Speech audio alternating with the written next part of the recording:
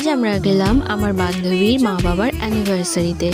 এখানে কাকু কাকিমা রেডি হয়ে বসে গেছে, আর কাকু এখানে কাকিমাকে সিঁদুর পরিয়ে দিচ্ছে।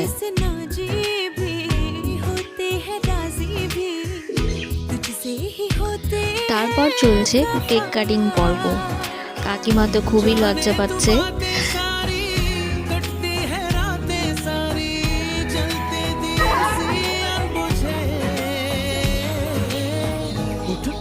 তারপর চলছে গিফট পর্ব।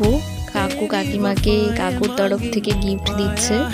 এখানে আমরা খাবার খেতে বসে গেছি।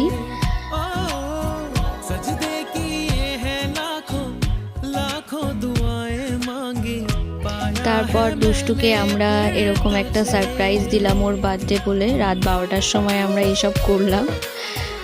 তো তারপর আমরা বাড়ি চলে এসেছি। আজকের জন্য এইটুকুই, টাটা।